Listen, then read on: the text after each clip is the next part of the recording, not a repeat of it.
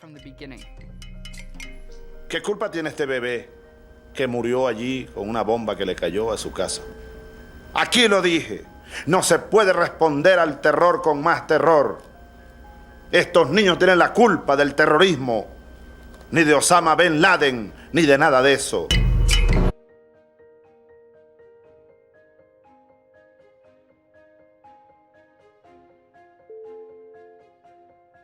Hoy la Fuerza Armada.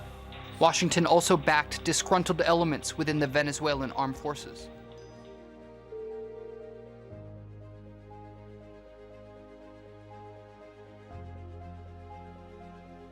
Venezuela's interim president Juan Guaido is calling for a military uprising. In a video he posted to social media from an airbase in Caracas, he says members of the military have joined him. He is calling for others to do the same.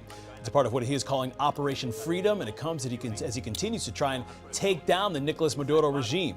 Guaido saying the end of the Maduro regime begins today. Venezuela's Socialist Party leader, Diosdado Cabello, has called on government supporters to gather at the presidential palace to defend Maduro from what he is calling a small uprising of military traitors backed by the United States. This was the scene earlier. Tear gas was being fired at a highway overpass next to La Carlota Air Base, where soldiers supporting Guaido have been standing guard. Leopoldo Lopez, a key opposition figure, also present during Guaido's message early this morning. Lopez has been under house arrest for leading an anti-government push in 2014. This morning, he did say on Twitter that he had been freed by military personnel. This is Democracy Now!, democracynow.org, the War and Peace Report. I'm Amy Goodman as we turn to Venezuela, where President Nicolas Maduro has survived an apparent assassination attempt Saturday. Officials say 2 drones loaded with explosives detonated above Maduro as he gave a nationally televised speech at a military event in Caracas. It was the first known attempted assassination by drone against a sitting head of state. Venezuelan television showed Maduro looking up at the sky after hearing the sound of an explosion during his address. After the sound of another explosion, security rushed to surround the president while hundreds of other soldiers ran for cover. 7 people were injured. Officials say neither drone reached its intended target area before detonating. 2 videos posted on Twitter show drones at the scene. One shows a drone crashing into a building. The other shows a drone exploding in midair.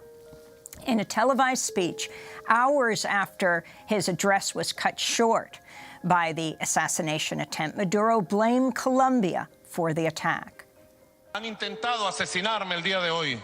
There has been an attempt to assassinate me. I have no doubt that this all points to the extreme right in Venezuela in alliance with the right in Colombia, and that Colombian President Juan Manuel Santos is behind this attempt. I have no doubt.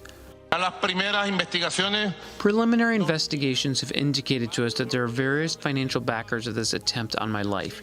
They live in the United States and the state of Florida. Hopefully, President Donald Trump's government is willing to fight these terrorist groups which are attempting great attacks against countries on this continent, in this case, Venezuela. Meanwhile, on Sunday, the Bolivian president, Evo Morales, tweeted, within the last 12 months, U.S. Vice President Mike Pence made 3 trips to Latin America to meet at least 8 presidents from whom he demanded support for a military intervention against our brother president of Venezuela, Nicolas Maduro. Those are the empire's coup attempts, the Bolivian president Evo Morales tweeted. Speaking on Fox News Sunday, National Security Advisor John Bolton denied the U.S. was behind the apparent drone strike assassination attempt in Caracas. Well, I can say unequivocally there was no U.S. government involvement in this at all. Now, with respect to what happened last afternoon,